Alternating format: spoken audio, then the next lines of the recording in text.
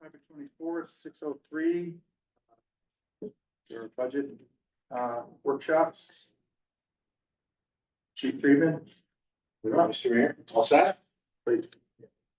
Well, first off, we got, for Alderman Michaels, he really likes to just get to the nuts and bolts. That's the last one I have there.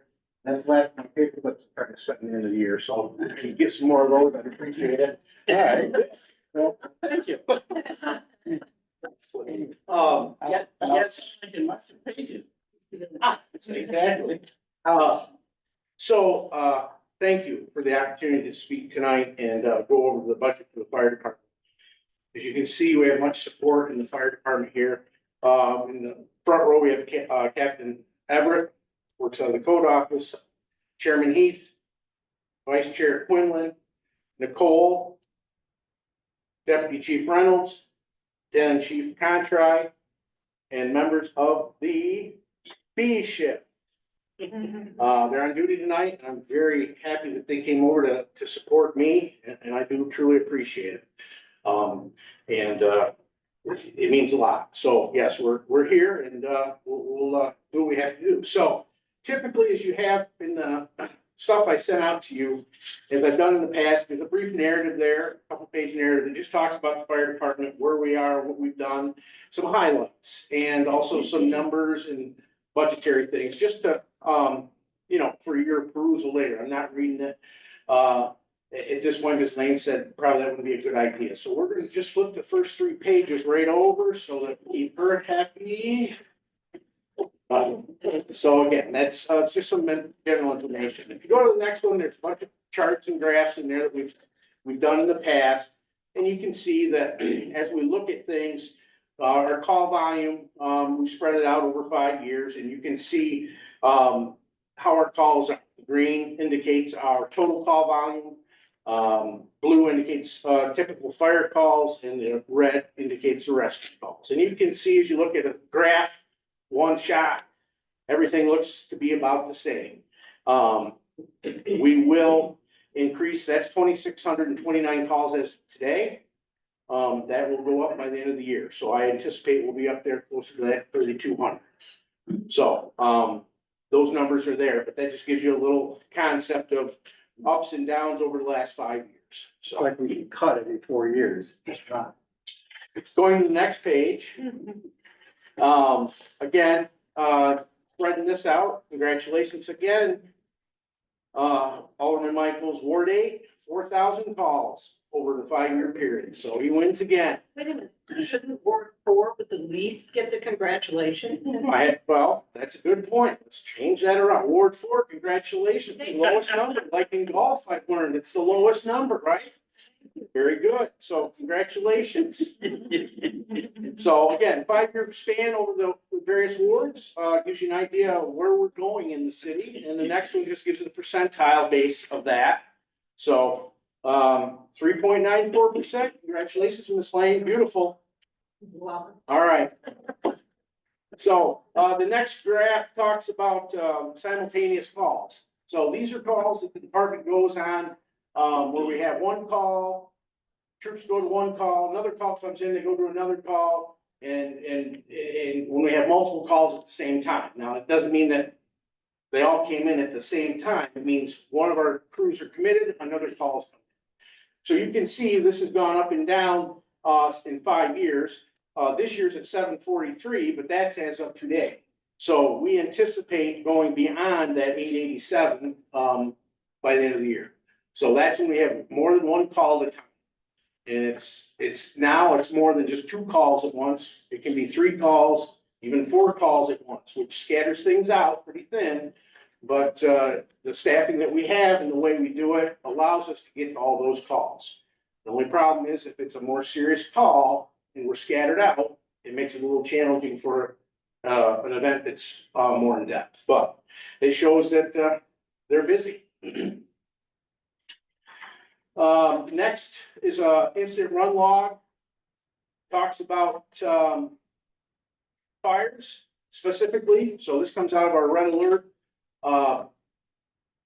processing system where we put all our calls, they come in and this lists out all the calls. not all the calls. This lists out calls that we would call typically something to do with a fire, whether it's a structure fire, a vehicle fire, some other type of, fire, where we actually had some fire suppression to take care of. So you can see these numbers, all right, 30 different incidents. And again, it's how it's coded, okay? We all, we strive to have consistency and continuity with the officers in putting the information, because now we want to draw it out to show you. But sometimes there's variables in there that may change something. So something I might call a structure fire, Captain Jennison may call a outside fire, for example. But we're trying to have that consistency because we know how important the reports are. So the fire department dealt with 30 actual fire type events last year. So there you are.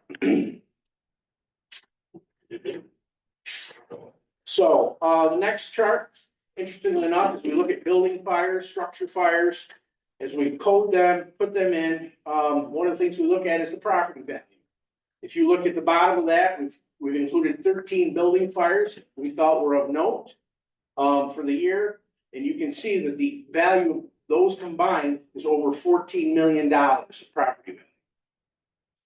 If you look at the last column, it talks about the loss.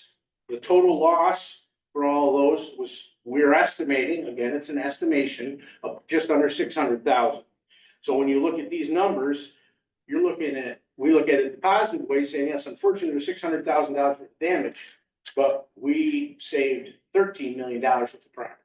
So, this kind of gives you an idea of what we're doing, and the value it is to be ahead of this and what we're truly trying to succeed at. So again, some of these are estimates. We do the best we can, to get that information, but, that's what we try to keep track of. So that explains that. Not a good one to be a winner on that thing. Yes, Very up to date. very up to date, very, very up to date. So, the next pie chart talks about our calls, and it just takes the call volume, splits it up so you can see it. Obviously, if you look at the lighter red area, it takes almost half of that, 49% is EMS related. Okay, so that's any type of EMS call that we go on. Those are a lot of our calls, obviously, and you see that in the chart.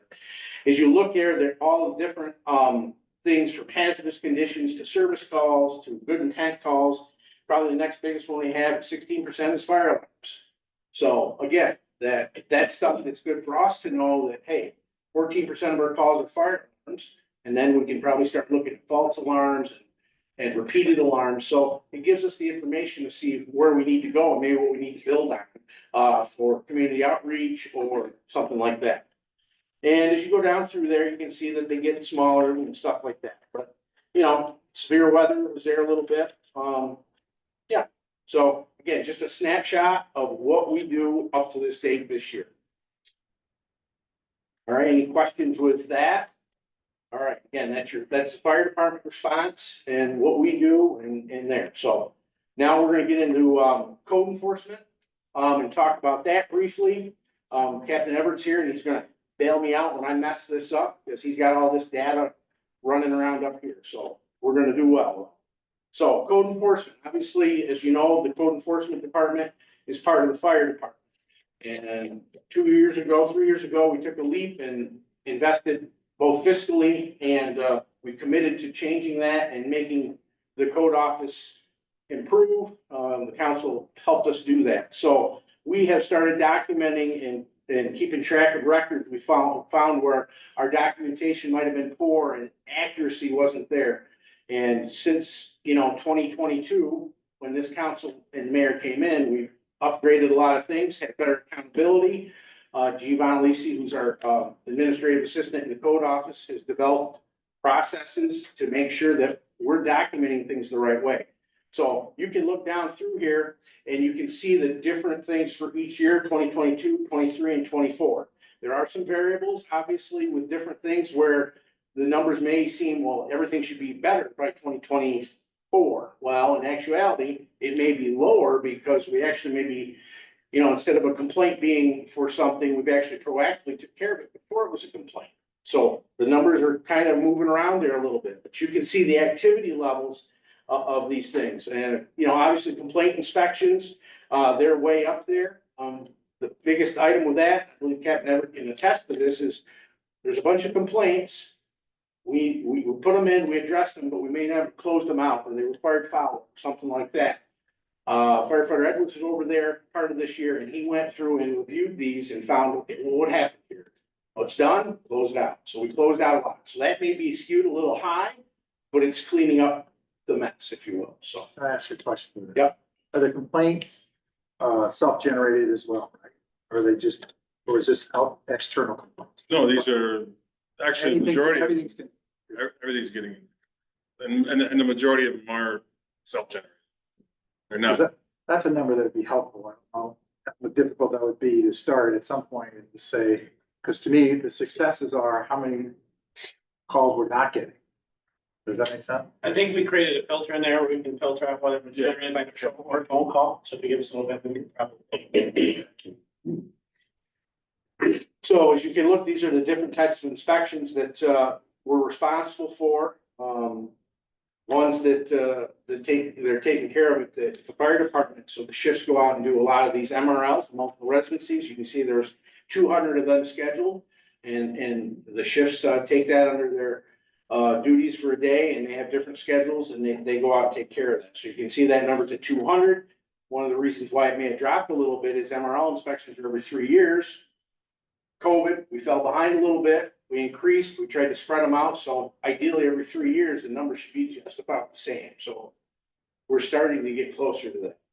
And of note also is the vacant, buildings. That has been a discussion at your meetings all year, different, aspects of unsafe structures and vacants and whatnot. So they're registered, and the shifts, also go out and they do monthly inspections. They're assigned different vacant buildings, and they inspect them, take pictures, note them, send the reports to the code office. So we're documenting all that stuff. So when there's a problem, we've documented it. We have the mechanism to move it forward if it becomes an unsafe structure, which in my narrative there, you'll see that we talk about, we've been proactive in looking at unsafe buildings and taking some steps that probably aren't comfortable, but we need to take care of to, shut the building down, tear it down, whatever we need to do. So again, here's some numbers for you to review. Take a look at them. And I would say if you have questions, we can get to Captain Everett, we can get these answered. All right. So registrations briefly, year-to-date registrations, we talked about heating, pump, plumbing, rental, building permits, operating permits, and vacant registry. So again, there's certain things in the code that says things have to be registered annually. And also, when you have permitting, when you're doing buildings, you have to have building permits. So you can see how we've done this in the building year was 489. And Captain Everett spoke of all the building permits that have been issued this year, or are in review, I will say, recognize almost $13 million of construction. it's probably over that. And it may be over that. So the permitting aspect tells us what they are. And it's $13 million they're getting reinvested back into the city. And I know that's been a goal of the mayor's, is reinvestment in the city and building in the city and getting things back.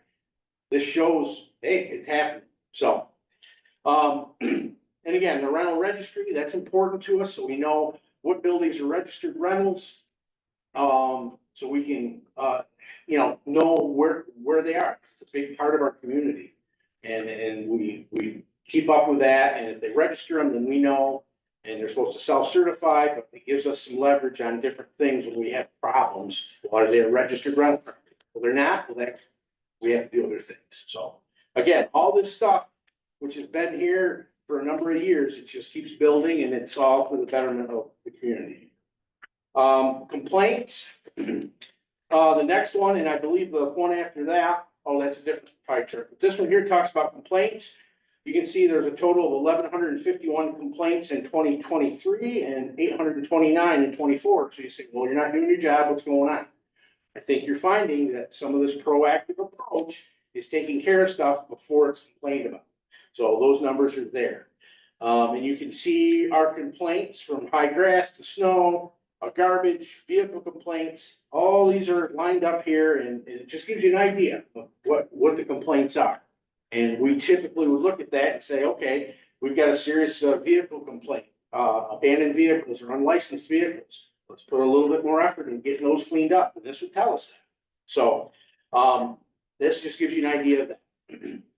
Our total complaints, again, as we look at that 829 number, all right, and I did speak of the resolve part, so that's that resolution, we got that part of that pie chart. Okay, and as you go around there, you can see that, a notice of violations, appearance tickets, warnings, and, issued, work orders were issued. So it tells you how the complaints are being handled. It's the end of the, what are you doing with the complaint? And this just gives you an idea of what we do with it.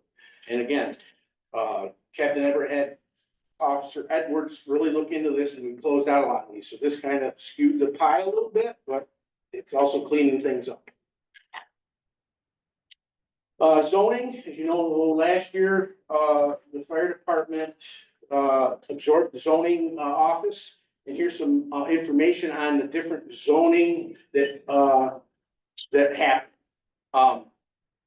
So there's a total of 166 applications of zoning, right? Zoning applications. And you can see, I'm not gonna go through all these, but the pie breaks up onto what they are. What's the zoning about? Is it a area variance, historical review, subdivision? This spells it all out. And I think this is only growing. This is what, 9, 10, we're 10 months in, right? So this is 10 months of work that we're really starting to ramp up and back. So it's not fully done. I think next year when we come back to this position, we'll have even better numbers. But Captain Everett took this on and done a lot of work with this to make it right. Again, systems, working with the county, to make sure that we're covering things and things are taken care of. And, it's so important at this level, when you have zoning issues, that they're addressed. Because if they're not, it may not affect us today, tomorrow, next year, but 10 years down the road, all of a sudden, there's a problem and it wasn't handled right by the zoning. So I commend Captain Everett on that, because that takes a lot of diligence and understanding, and we might not reap all that benefit till we're all far from here. But one other item, and this is news to the mayor, unless he read his email, and also news to Captain Everett. You'll see here that, the next page talks about distribution of state building code effectiveness grading classification. I often talk about the ISO rating of the fire department. All right, that becomes important with your insurance. So we strive to put equipment in place, put systems in place, train the firefighters, policies. So our ISO rating is as low as it can be for the fire department. Currently, it's a number 2, which there's only one more place to go. We're working at it. This is the same thing, just tailored to the code enforcement office. So once again, ISO comes in and looks at the code enforcement and what you do with code enforcement in a municipality. And under Chief Knickerbocker, this really started to ramp up, and they learned a lot, started changing procedures and policies, and that's only evolved into other things. So when they look at this, they see, hey, how many code enforcement officers do you have? When I say I got 30 code enforcement officers, that drives this number, because these guys are trained to do the job. And it talks about inspections and follow, all stuff that there's so much there. We were able to go, our class rating for the code department is class 3 for residential and class 3 for commercial. All right, the average for the state, as you can see, is 4 and 5, above average. So again, what's it mean? It means we're meeting a standard, we're meeting something. So all this work is going not only to protect the community, make it safer, make it look nice, but we're meeting standards. So again, this just came in the email at 4 o'clock today. I got a phone call and I read the email. So I thought you guys ought to have that just for your review, and I'm sure we'll have more information with that in a full report. But all that hard work, it's showing right here. How does that make you feel? Yeah. Any questions regarding stuff with the fire department or code office outside of budget? I didn't think so. Nicely done, Nicole. All Nicole. There's no doubt. It's all Nicole. Give her the pictures now, and nicely done, everybody else on this thing. This, it's all her. There's no doubt. To make the picture look good, but you had to put those numbers, somebody had to do those numbers. Oh, there's Whether numbers. it's Captain Everett or the team that There- bailed me out and saved that property from being, and it was 1.1 is not the number, it's more than that. But we'll just continue on. The county website. Well, I can't talk about that because I get more taxes. It's not being said. I couldn't say enough. And I'm not gonna bore everybody with the details, but it's pretty impressive. Okay, so into the budget stuff, and again, budget summary, highlights, Ms. Lane said, don't read line to lines, I'm not going to, but you. But you got enough information here, and there may be a lot, and it's very confusing to a point, but I feel it's stuff that needs to be documented, and ironically, we did this last year. And Nicole and I would go back and look at this throughout the year, and we actually use it as foundation base for this one, so. Obviously, code departments in blue, fire departments in red. In each one of those areas, you have expenses and revenue. And we look at the different aspects of expenses and revenue. And try to split it up so we know what it is. And how it affects the overall budget for us. So if you look at the fire department aspect of this, the very first two columns, we talk about expenses, and I'm just gonna touch on this briefly. In 2024, the fire department proposed a budget of $3.974 million. That was the budget that I presented to you.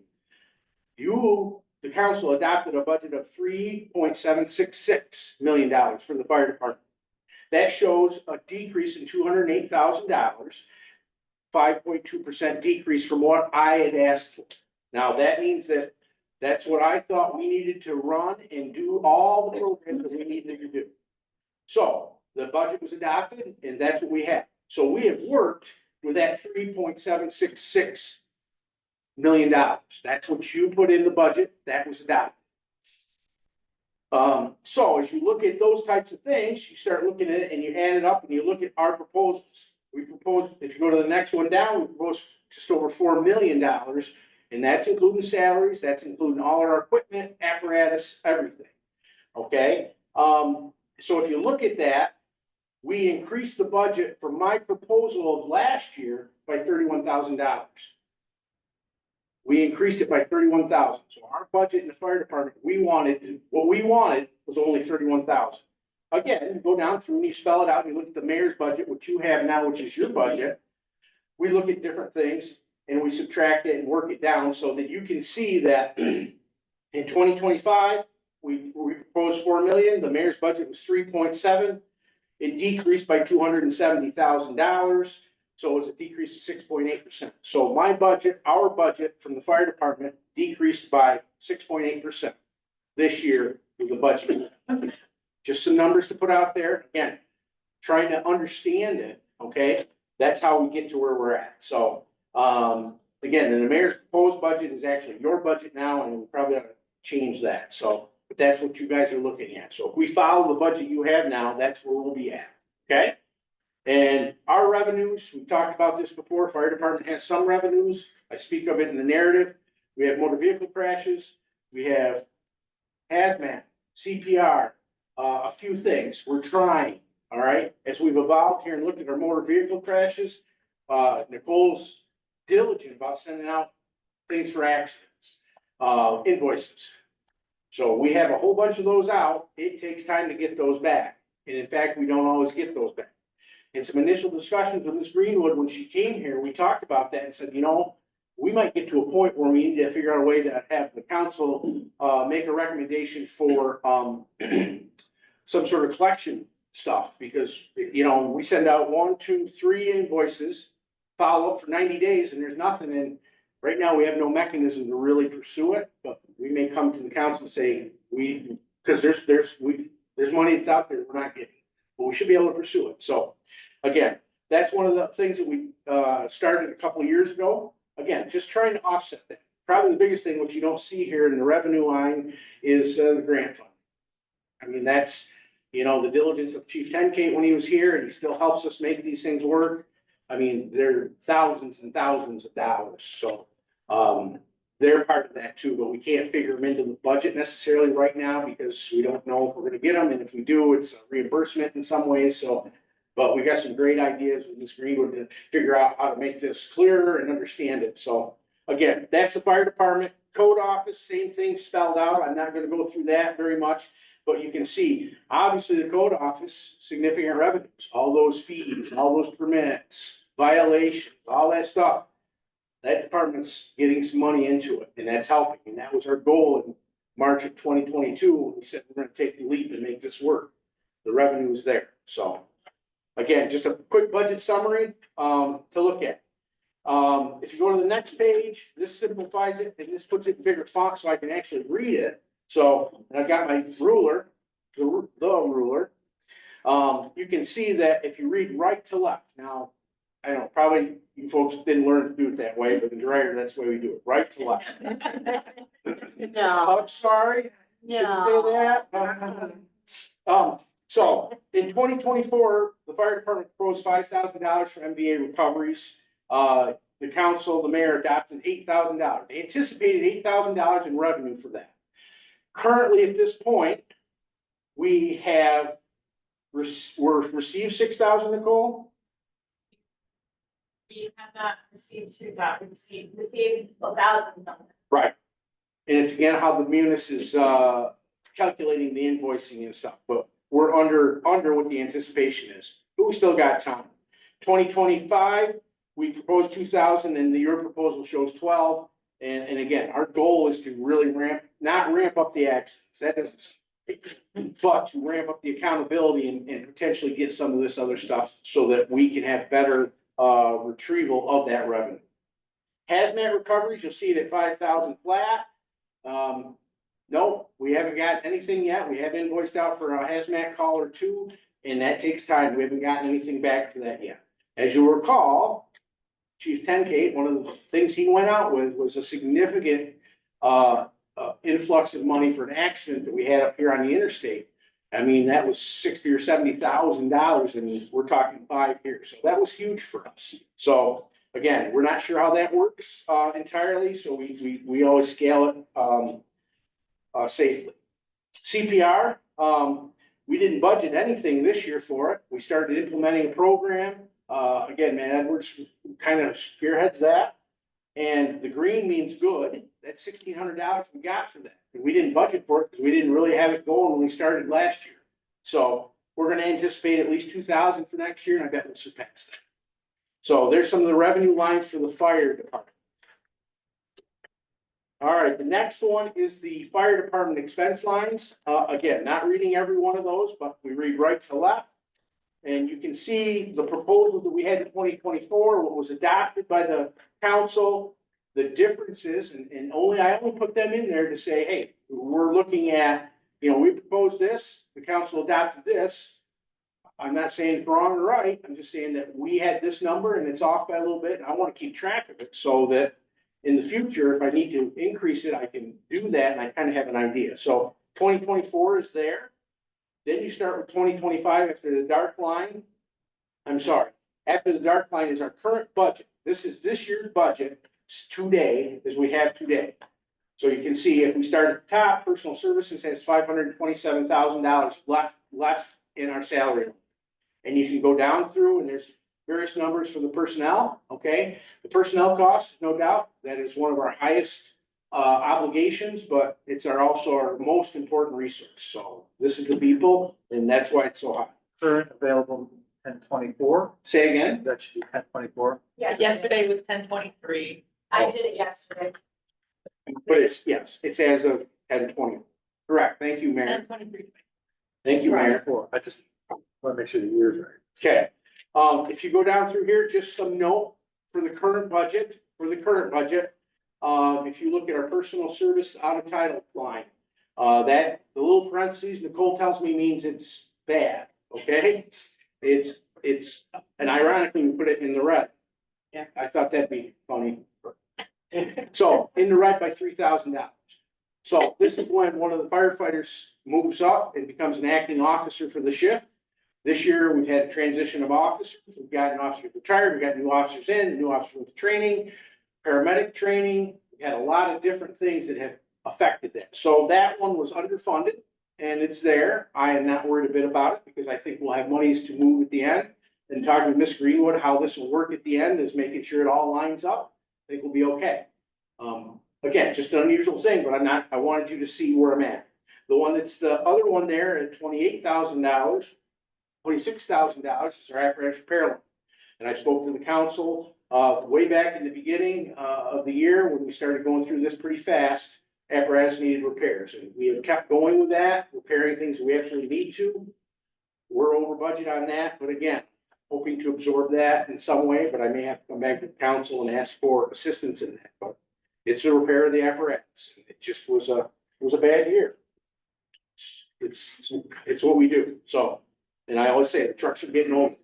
You know, Alderman Michaels and all the new trucks we've gotten over the years, well, the new ones are getting old, and they're getting old. Trucks are getting older. Next year, they're even gonna be older. Well, it's We amazing. need that nut and bolt back. He's gonna need nuts and bolt back. We gotta finish something. So, again, moving right to left, there's the proposed budget that we had. And we put that forward. Discussion ensued that, Ms. Greenwood, Mayor wanted us to look at this because we're gonna try to do some different things. So we looked at that and said, what can we do to help here? You know, can we take a want, need, what can we do? So the second line, the second proposal is our presentable second proposal to you. Okay, and then it was looked at by Ms. Greenwood and the mayor again, and it became the mayor's budget. And so at this point, 3.7 is the budget that's been presented to you that you're working off of right now. And just for note, some of the big items that have been reduced and taken out in an effort to maintain your balanced budget on the fire department's part. Every year we budgeted a vehicle of some sort. Next year we wanted a vehicle. We're not budgeting for one. So, we don't like it, but we also know it's part of the big picture. So, you know, if we can make something happen, we will. It's just, again, we start looking at the maintenance aspect of all this. We keep vehicles for a long time, and now we're putting money into stuff that you probably wouldn't put in your own vehicles. So that's a big one. Tools and equipment is at 0. I think we're gonna have to move some stuff into that. That's what buys other equipment, that we may need. Again, we will make it work, to find monies to make that work. We might not be able to buy an extra fan for an engine or something like that. Don't believe we're gonna be crucially, affected, but I may have to come back and talk about that. And then the only other one, which kind of laid out there, was the firefighter gear. We budgeted differently over years for that. We've got grants for that, and, it could be career gear, it could be volunteer gear, really doesn't matter. We're shy of $4,000. We'll have to look at that.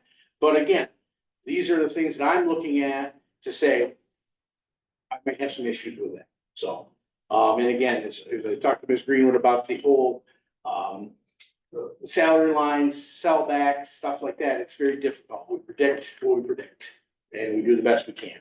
So that's the fire budget. Any questions or anything that stands right out?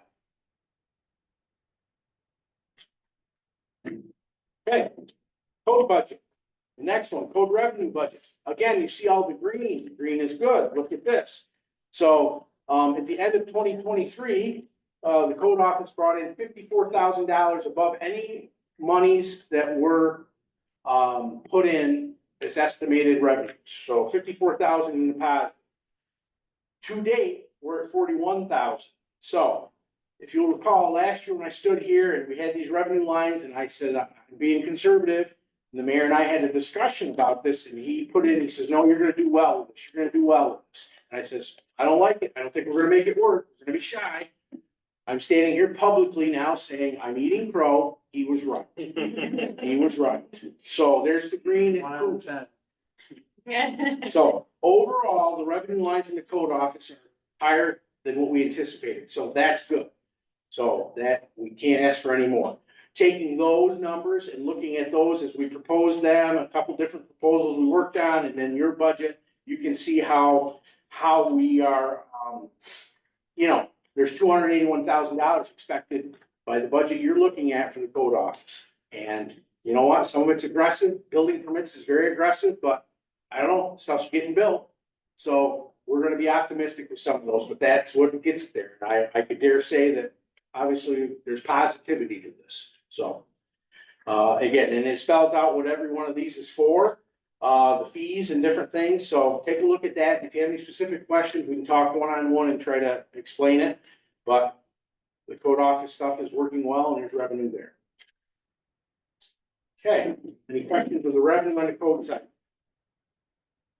Okay, on the the code department expense side. Again, we look at, what we have available, what we've used.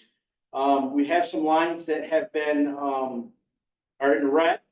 Okay, and it's primarily in the personnel lines for a couple of things. One, Tom Tobin, after 30-some years, retired, and we had to pay out some stuff to that, which is typical. We also are in the code office now. We have a procedure that makes sure that we always have 2 officers in there. So if somebody's sick and it leaves Roy there alone, we call in overtime to man the office. And we've seen that to be very beneficial. So some of those numbers there are there, as well as we sometimes ask members to come in and do stuff off duty for like Portica or something like that. So those numbers, they're all adding up. Of course, Roy's time when he goes to zoning and plumbing and historic meetings, it's all there. So again, those are off a bit. I'm not worried because at the end of the year we'll make it. We'll move some stuff around.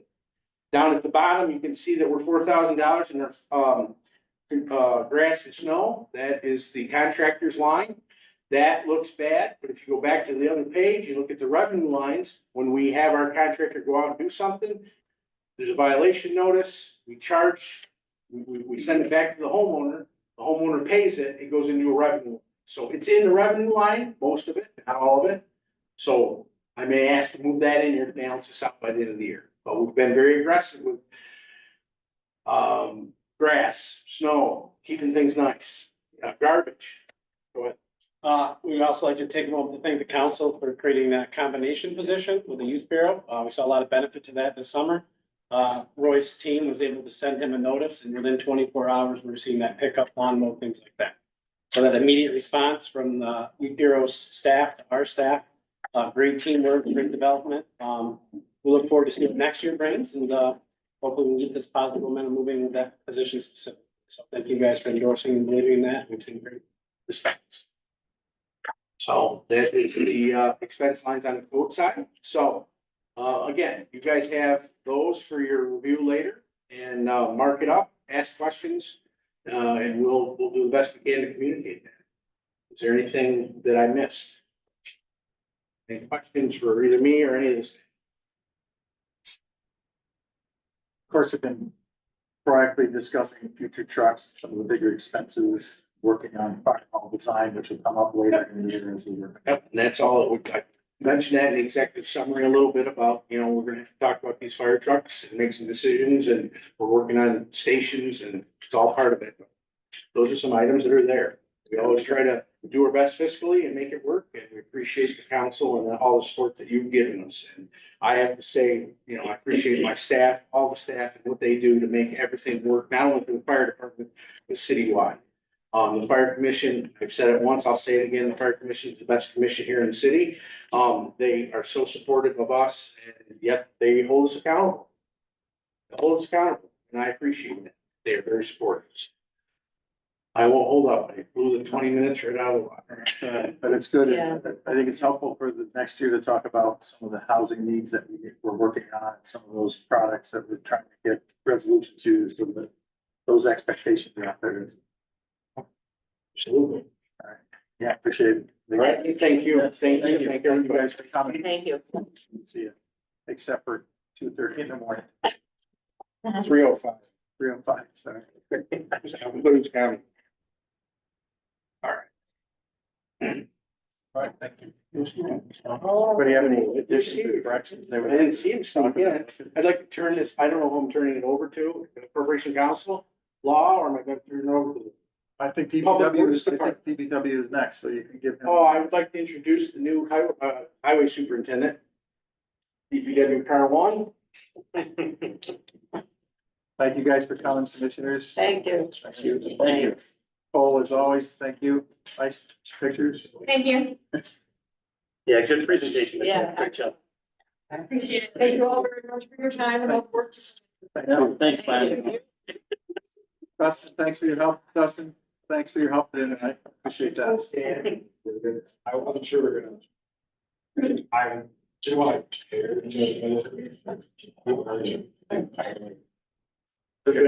Yeah, I just think that those things. Come back, follow. I'm extremely unprepared apparently from that. You got I think I 10 need to put a minutes. video up maybe. 10 minutes. You don't have a Nicole. So I'll move up. So we'll let you go. Wait a minute, now Where you going? Rotten's down there. Nicole does that. I'm not saying that. I'm just trying to defend. Rotten. Thank you for thinking about that out.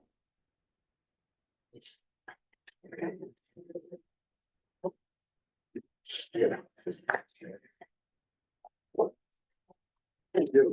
I felt bad during my home. Five of eight. If you go to page 5 of 8, the 50-10 lines. I never go very far. No. Right. No, I was saying page 5 of 8 is their 50-10 lines. Is that where you're starting? Well, that's what we're, again, under my purview is also building the ground, so I don't want to Oh, start you there. went back, it's right there. 5 of 8, 5 of 8. We're going backwards. Okay, sorry. That should be 1620, which is 2 of 8. I forgot about buildings. Yeah.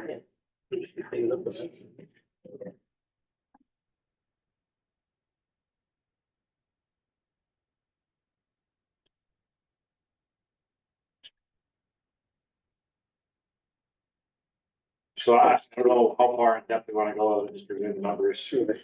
It's two, right? Everything. Two of eight, the middle, 1620. 16 point. Yeah.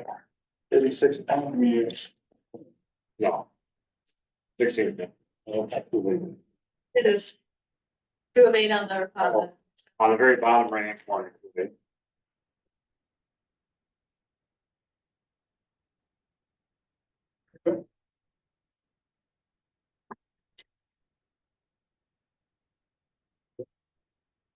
Okay.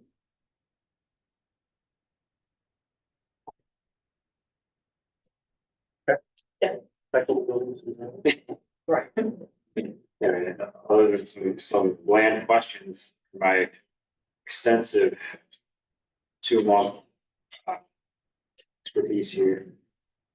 So the big difference here, we definitely just talking about, is just any big changes in here, that we have here, 24, 25. A couple, looks like the professional services line Mhm.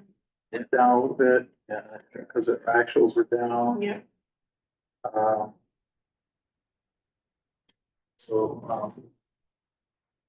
nothing there that's big in contractual. Any questions on that? Okay, page.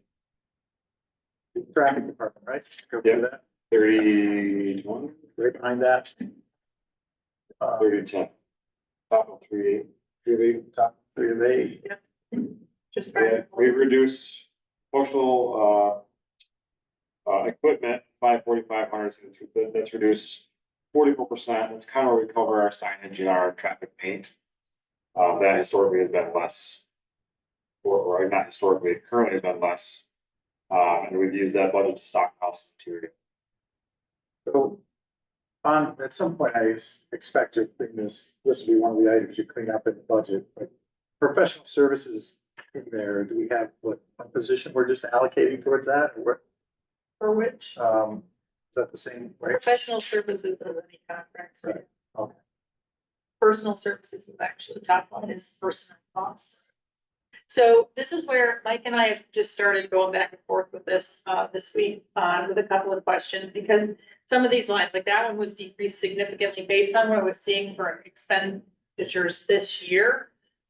And so we were looking at that, and I need to speak to him on a couple of lines to say, if I push it down this much next year, is that gonna leave you too short? Or, so do we need to adjust that a little bit? I'm still finalizing, and I've been going back through and combing through numbers and tightening them up a little bit. So I've got a little bit of wiggle room, and I already talked to Mike a little bit about that, just back and forth by email. He has a couple lines that I said, this is how much has been spent this year. Is this enough? So we need to just have a conversation yet on that for next year. But and that sign line right there is one of that, Yeah, I So- see that line as those can be one or the other. So Yeah. if we'll reduce that professional services, it should just go into the, right, so that's where we've got a couple, just we need to adjust. I don't see the overall dollar amount changing. Right. It's just a matter of where that money is allocated. And that's been part of it as well, is we're trying to look at where we're actually budgeting the money, vice where it's being spent. So to make sure that we're putting the right amount into the right line that it's gonna come out of, and that's a conversation that he and I are having as well, just so you know, so on the next iteration that I do for next Tuesday, you are gonna see some differences, and I'll highlight the bright yellow to show where we've kind of moved things, just so that it's easier. Yep.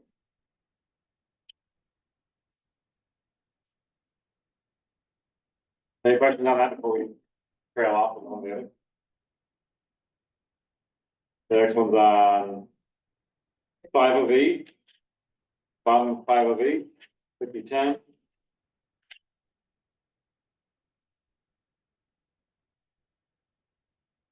Okay, and this is. Sorry, go ahead. No, that's, I was gonna say this, we just started this conversation on Tuesday, but that's where that personal services line, that decrease you see there is where we've moved. That's one of the 3 positions that we're moving back to make 2 procurement related positions within the finance department. So where they're being funded just changes from out in the departments to under finance. So that person isn't gone per se, they're just shifted. So the personal services line still funds the 2 positions for the leadership. Yeah, this is just covering essentially admin ideas for the DPW. Some of our subscriptions or monthly recurring costs, cleaning costs, GPS costs, things like that are kind of covered under this umbrella.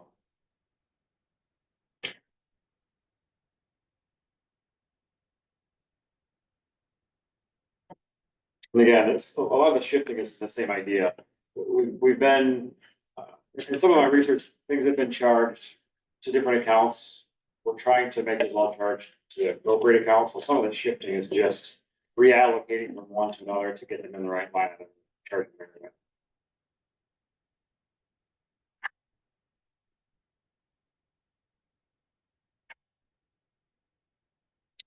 The next one is the DPW maintenance, which is the bulk of what the guys do. The big line in there is 541,500 for CHIPS money. That's What's the one. page number? What The page? next page, 6 of 8, sorry, at the top of 6 of 8.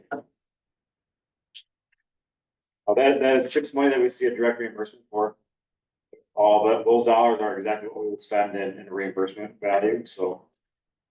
Ultimately, that'll wash, but that's why that number is large. I think in discussions initially with that, we might be reducing that personal services line a little bit. Do I have an updated copy or am I looking at a little? I don't know which one you're looking. Mine's 916 for that line. Yeah, that's correct, because that's what's published right now. Just realized- I've already started moving. Okay, cool. It's reflecting a 5% change. The guys are looking, it's close to that, but it's not that significant. So it's a dollar value versus a percentage.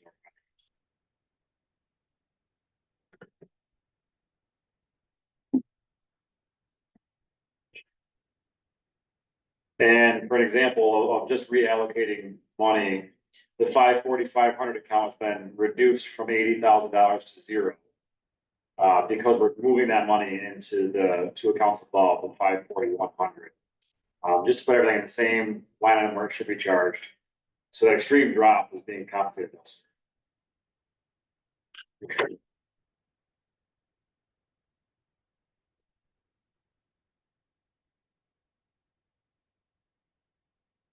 I'm just gonna ramble until somebody else makes the question. So then DPW garage, just below that. We did not budget money in that bucket last year. We're putting a position to that this year, within the crew. That'll be our mechanic. And the idea behind that is we're gonna absorb some more responsibility, maintenance wise from the fire department, the police department, the DPW. So that'll allow us to better manage that value for those groups rather than try to filter it out of a bulk number. The idea would be in the future to be able to reserve some of that time for them and build some of that time to those departments, but for now, this is our path forward for that. If I can charge it all to Wayne, I'm going to.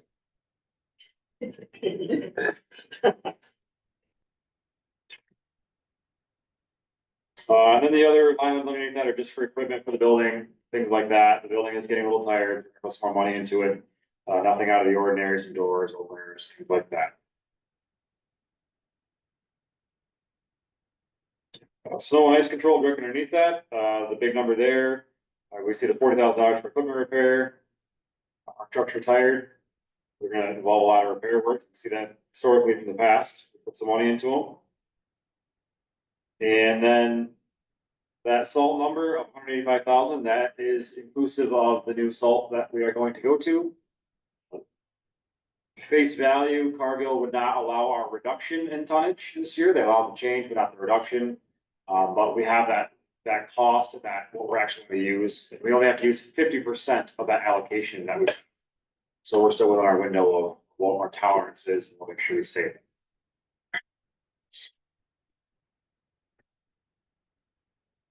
So if we have a mile, we reserve it.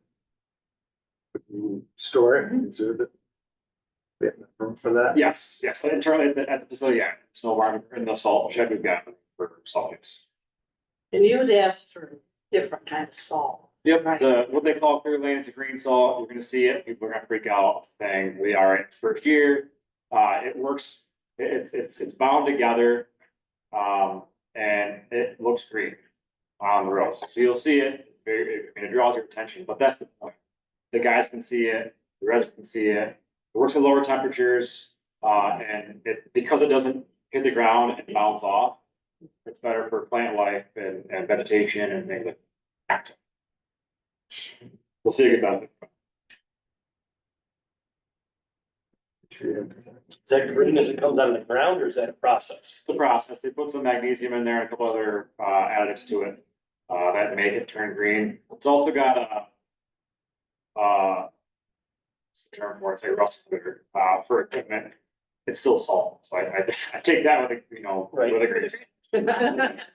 And you had said something about moving the salt machine from the back to the front. Yep, so we have put an order in for 2 new trucks that'll come next year. They moved the salt placement from the truck, which is traditionally the rear of the truck, to the front of the rear driver's side tire. So if you're looking in a mirror, you can see the salt spreader in your mirror. You can tell how much you're putting down. It helps the trucks on hills. The guys can see it. It'll result in less usage. It'll be positive. And that'll be next year. That'll be next year, yeah. We got lucky, the DEC pushed out their electric vehicle requirements 2 more years, so we can take our way into trucks. So every manufacturer halted production of trucks next year because they had to meet a certain mandate. So they push that out so they can manufacture now again. Yeah, they pushed that off 2 years, so that should open up the door for some more manufacturing. When's election? States, I would have never guessed. When's election? It's a- I can tell you my guess. Throw his phone. Be ready. Whatever. Are we?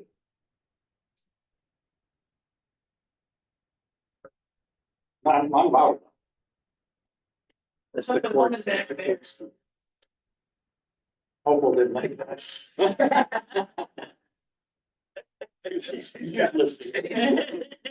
Thanks, man. Thanks for telling. Big brother.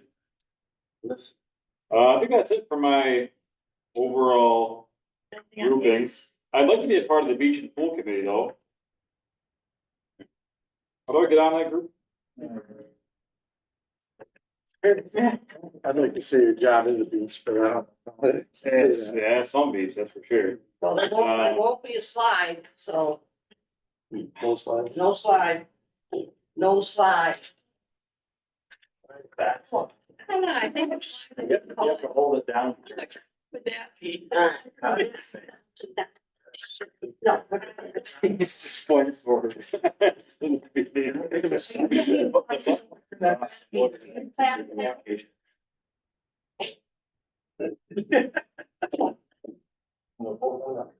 There you go, Hope.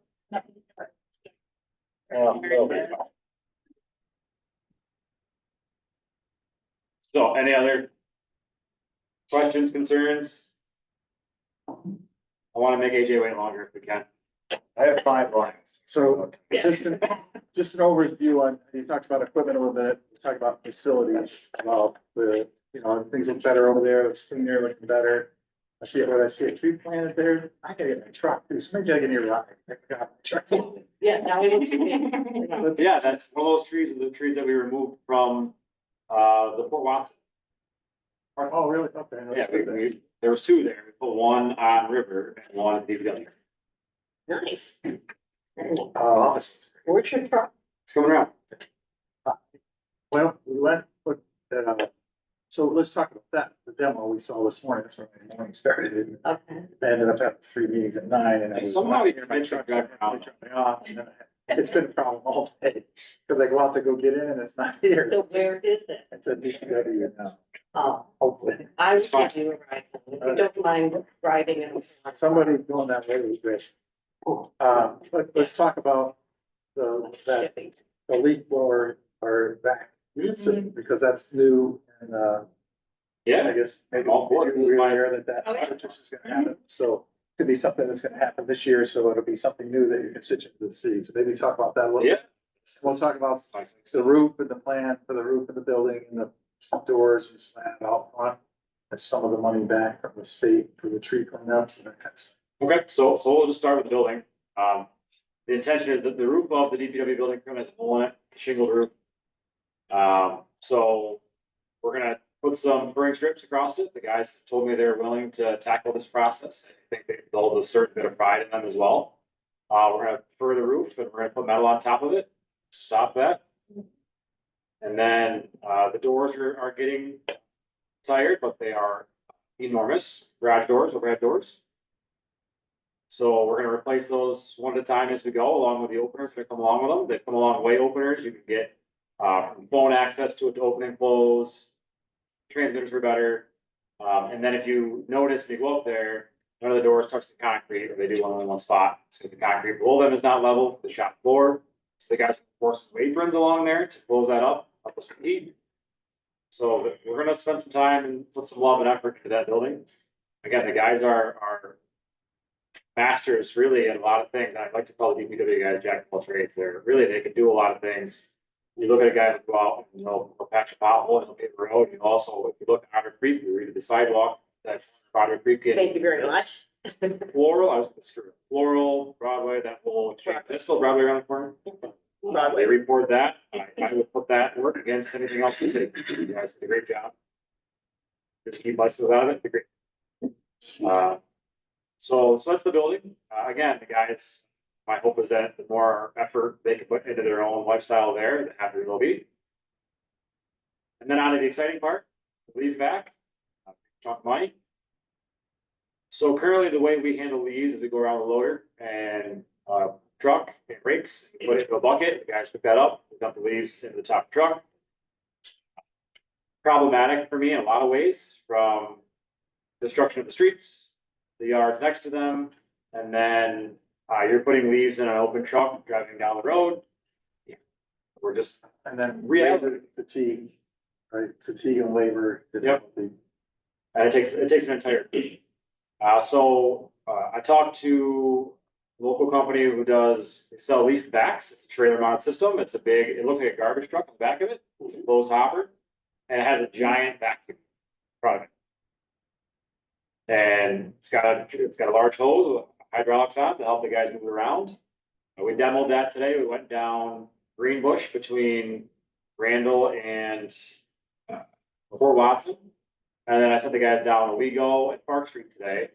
And they can walk the curb and they're swinging that hose. They're sucking leaves off the grass, off the curb and off the roadway.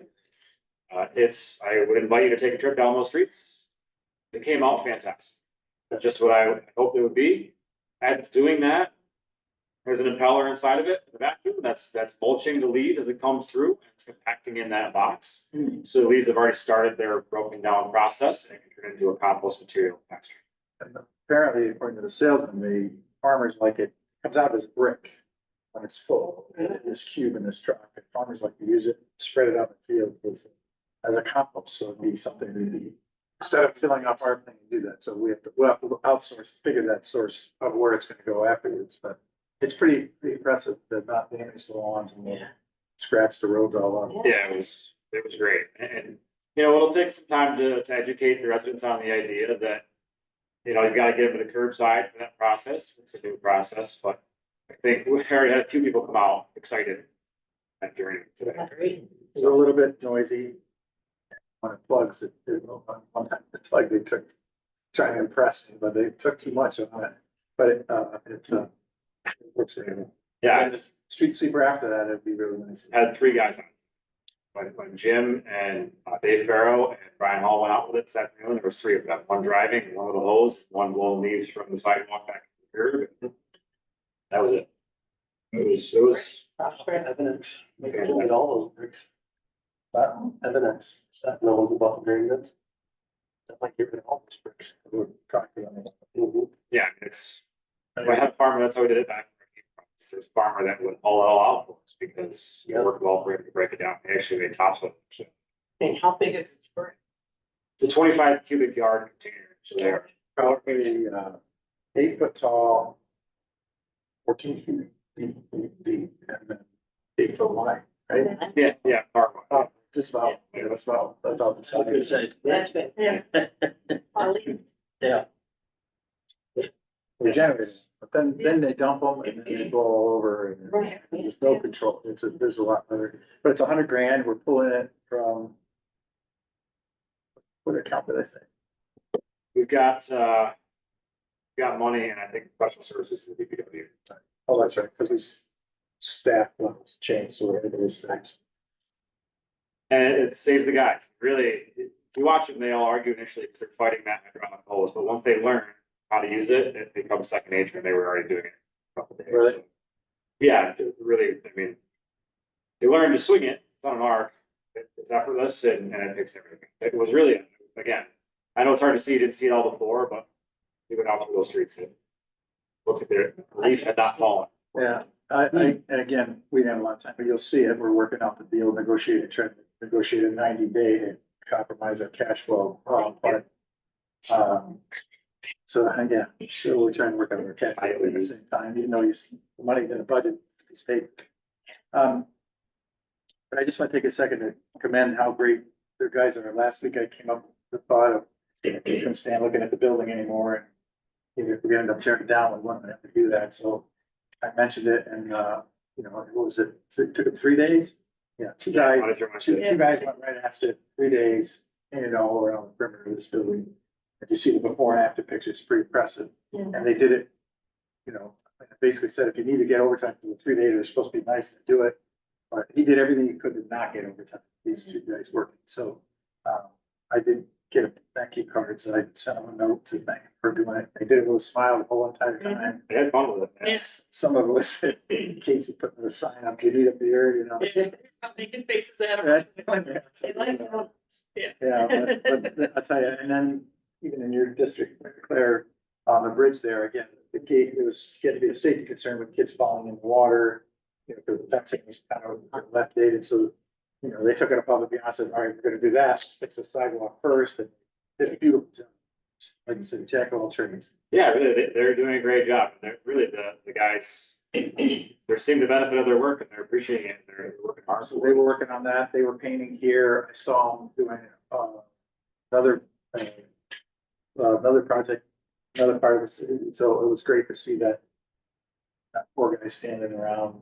Yeah, she got shovel. That was great, so and then meanwhile, we're dealing with the downtown stuff with Pratt at the same time, so. Oh my God, right now, just get it done, please.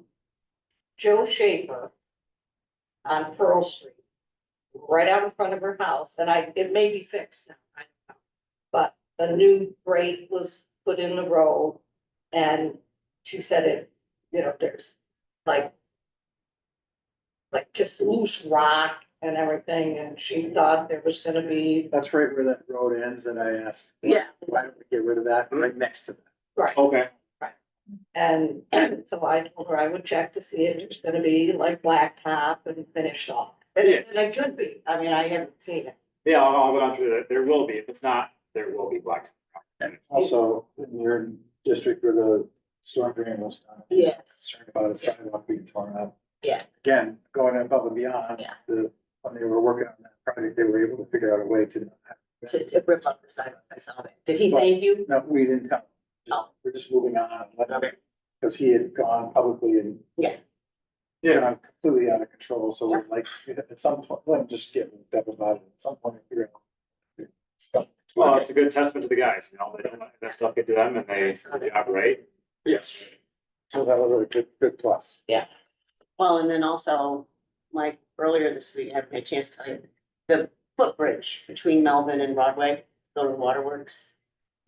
Neighbor of mine has 3 little kids, and she said she was nervous that the bridge was not safe and wasn't stable.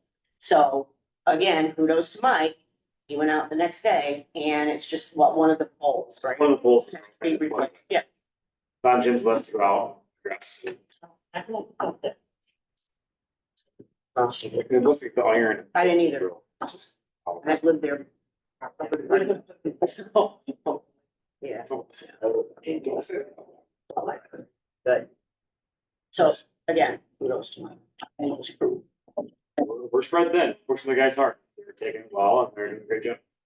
Well, they're doing something that's out of the norm, which, you know, it's not the same old tasks that you're used to doing, so it really breaks up their day and do something different. And then see that people are appreciating it, keep people coming out, even when we're doing the lead, they were appreciating it, they were enjoying the concept, so thanks for the fresh ideas and fresh approach. Yeah. Yeah, it's the guys, they're Yeah. adapting and they're adapting and they're doing a great job. Yeah, they are. All right, Anybody have any questions on the DPW budget? We got like another 20 minutes, right? It didn't take a long time, I think he's got 5 lines, so. Yeah. You should have it memorized, we're gonna see how well he is, if you see how it's memorized instead of reading it. Thanks, Mike. Thanks, Mike. Thank you. Thank the guys too. Oh, I get it right, thank you, appreciate it, I get something to think. All right, there you go. Thank you. Good night. Where are your 5 lines? He is on 2 of 8. As soon as you Top start of the- the top of the second page, expenditures. 5 lines, there's a little more than that, but some of them are.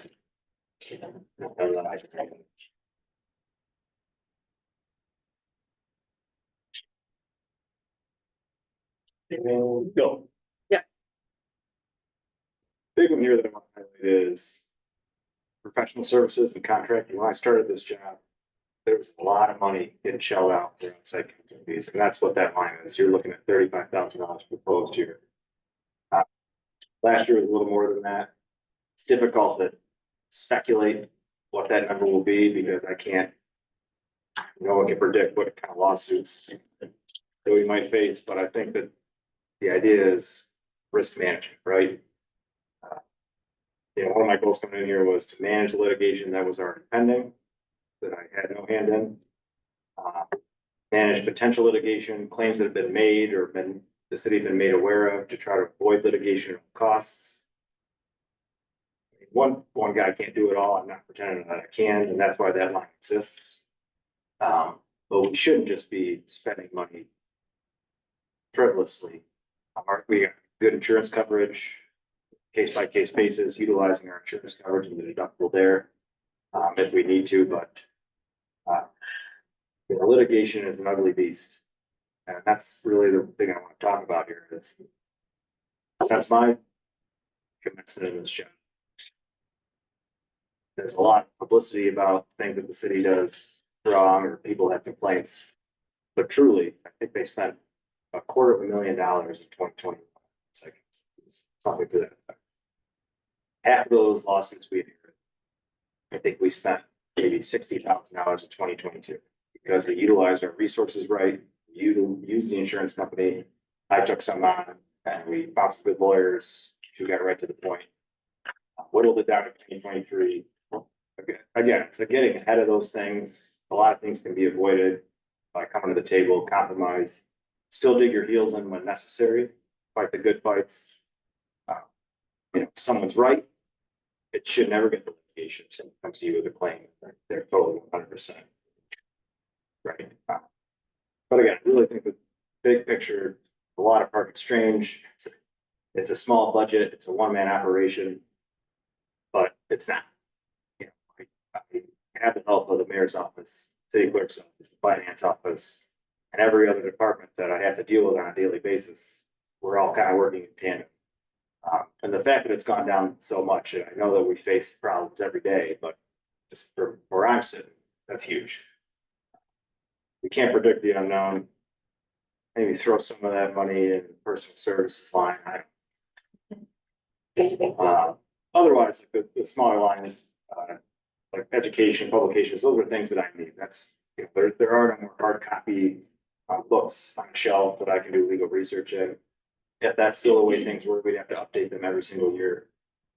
Every single lawyer utilizes the same resource. It's Westlaw. That's something that I have to use, whether it's this day-to-day stuff or, you know, determining whether or not we're gonna fight something or whether or not we're gonna kick it over to the insurance company. But ultimately, you know, law department, things are running pretty smoothly as far as I'm concerned. I don't, you know, I continue to see claims going down, people come to the table, whether it's through an individual alderperson or the mayor. We're avoiding conflict where it's necessary. That's huge. I really don't have anything else to comment. Beth has been great helping me work through some of this stuff. Are you getting a new computer? 5,000 in? For office? Well, it was 5,000 2022 because I had no desk. Needed a desk. I needed Didn't you furniture, put one of period. these tables? I did, I found rats in it. Did you really? There was no office furniture in that office when I started. The previous corporation. And some of that stuff, I'm not surprised by that. like the office supplies, professional services, or, I'm sorry, not professional services, like the training and the publications, a lot of those things are the same, like whether it's a training manual and stuff's expensive. Lawyers love to charge for the new update every year, but some of that stuff I had to have. And I gotta keep my license and make the city pay for it. You have a license? Why did you say there's no conflicts? Why is everything I do? I'm saying we're avoiding, Right? because we engage in those Taking it out of conversations, Where I go. taking it on. Sometimes you dig your heels in and say, sue us. That's how you feel. But sometimes there's a way. You know, can't speak for the last administration of my predecessor, and sometimes you can't control anything, but I always try to mitigate it in the first instance. Not cheap. Sometimes it doesn't seem like that, but I think it's working. It's hard to do. It's working. Utilities, I don't know why there was $60 in utilities in 2022. We do have a bunch of IT budget. I probably could turn my lights on. It's That's the only why I- office, only office in the building that doesn't turn off automatically. Hopefully it's a fish tank and everyone can see everything. I really don't have much else. Any questions if you On behalf of the rest of us, thank you for solving the mayor's conflicts. We appreciate well, I it. don't solve Yeah, it, mitigate, yeah, that's a full-time job right there. clean up the mess. Taking care of it. I have an assistant that. We've been doing good this year. Don't feel that way. It's all coming together. All right, thank you. Have any other questions? No, So we're gonna go through the budget or the finance department. next. Yep. Absolutely. Thank you, AJ. Which is page 1 of 8. Thank you. one of eight. I'm thanks for sitting here. It's AJ. Yeah, you're. By the way, I think that I am the cause of that rickety bridge problem on Melvin. Are you? Almost He grew up pinpoint there. the occurrence of when that probably happened. Off the record. So you'll see we are on page 1 of 8, and we are, for finance, we are the 1325 section. That personal service, percentage going up has to do with moving that procurement section into finance, so those additional 2 personnel. I'm going to be reviewing some of these lines one more time. We've been tightening things up a little bit, in terms of whether or not we can make some adjustments. Most of this is just based on what we've seen historically. The professional services, we're working on, they've been a bit high with our auditors. We're working on kind of paring that down a little bit, so I'm being optimistic there. The munis account / payroll, I'm gonna be looking at that line. We have tax software currently, it's called AS400. It is really old and it's really not supportable any longer. We're looking at 2 different options for that right now. One is ACT, which is what the county, the school district, and a number of local municipalities use. It is a very simple software. It is very similar to our AS400, other than the fact that it is still supportable. Unfortunately, the initial quote we got on that only would do about half of what we needed to. He's re-quoting us to do what we actually needed to do. And so given that, I've contacted Munis and gotten another quote from them. And I'm inclined to go the Munis direction for our tax software as well. It's what we use for our ledger, it's what we use for our utility billing. It would all tie in better, and it would make better sense for us, and it would save us in terms of manpower with efficiencies, because we wouldn't have to then manually transfer data between systems, which opens us up for error, in addition to the fact that it's inefficient. So I'm doing a lot of very quick research right now and working with the folks for proper estimates, but just to give you full fair warning, that line may go up a bit in the next iteration. Really for finance, that's about it. Most of what we do is happily on the revenue side of things. So that's that was all of our expenditure side that was really worth discussing. Yeah, the only part about the support we get from them. I would think that if we're gonna be putting more money towards, we should be getting better support out of them. Yeah, and that is one of the problems with Tyler in general, because they've acquired so many of the smaller companies. So years ago, Tyler, which owns Munis, when it was part of the big Tyler conglomerate, I think the support used to be better. Personally, from my own experience, Tyler is buying up all these smaller companies and the support isn't as good as we'd like it to be. The good news is our rep at Tyler, Jennifer Barnes, I have known her now, this is my 3rd municipality that I've worked with her. So I have no problem calling her directly like I did the other day when I needed a quote, and she turned it around in under 24 hours. So she is actually quite good, and I've had experience with her. If we're not getting the technical support we need, she's usually pretty good at kicking the right person and getting them to respond, in my experience. So I agree that the support isn't what it used to be, but there are ways to kind of, nudge people and get them to respond when we need that. So I just can't find another software that I think will interface the way we really would like it to. Which is a bit frustrating. Right now. I can see it. There's some other ones that are outstanding, but they're very, very expensive. Yeah. So Munis is expensive, but believe it or not as expensive as some of the other ones. So. Yeah. And unfortunately, with a lot of this, you get what you pay for. That's what we're finding. So which is a bit frustrating. I actually would like to run down the revenue side of the budget for just 1 second with folks, if you guys don't mind. So if you go back to the very first page, 1 of 3 on the revenue, you start with, you can take a look at what we're expecting for the finance revenues based on what we're seeing. The first, it starts with the real property tax, and then it goes through all the pilots. You can see all the different types of income that we're anticipating. I tried to be very conservative with all these different types of revenue. Our property tax that we're looking at, that number is based on what we're seeing in our current agreement with the county. I'm hoping that with renegotiating that next year, we can see it go up a bit the following year.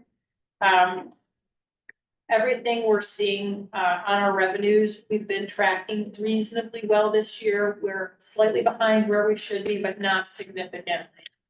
We haven't expected any differences, in our state, aid that looks like it's gonna stay consistent for next year as well.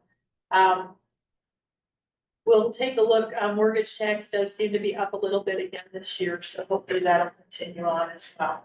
But, if everybody wants to take a quick look along those, and if you have any questions for me, I'm happy to discuss those. And otherwise, my plan is to, based on kind of our further, work in my department on tightening up the budget, and then some of the little things that I've talked to with the department heads after each of their presentations, I'm gonna make small adjustments that I'll have all put together. I'll go over them with the department heads and the mayor, and I'll have them for next Tuesday for everybody to review, just to see how we can kind of balance things even a little better than we've done so far. My disclaimer is, the first budget is always an ugly baby, so I apologize for that. It's a work in progress, and some of the things that I did initially, I've tightened up since the initial printout, so it's getting better. But budgets are definitely an iterative process, so every time we go through them, they get a little bit better, and we'll continue to work on that and make improvements.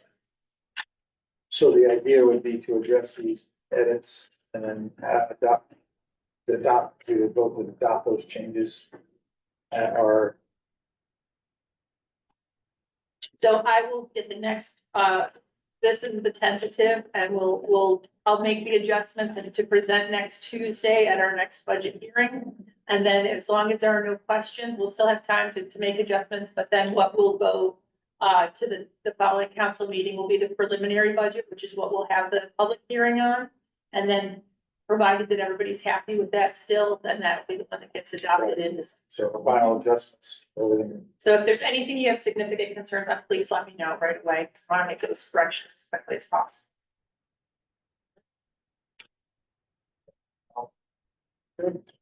Yeah, I'd say the only other things, maybe we'll put a list together. For some of the changes that we're working on doing, which is we have to replace a bunch of computers with some upgrades. There's a lot. There's only on the street, but all of the facilities, some of that's money. So it'd be good to maybe just really spend a little bit of time doing that. But I expect short and sweet, it's kind of. Yeah. The color coding, the changes. Anything that's changed, I'll have highlighted, so it's very Just go, and then when we put it out, change. correct. Just from what to here to there, so you don't change those two. Yeah, make it easier. And then if there's a big significant change, or there's something that's a concern, increase on revenue or decrease on expenditures, and we'll just bring that back up. Perfect. We'll do. Okay. Thanks. Are you good with that? Great pleasure. All right, with that, we'll at 7:26, we'll move for adjournment. See you today at 6 p.m. That's like 55. I'm not gonna be here. Andy, shut that off. Recorded. Which email do you prefer? No. Actually,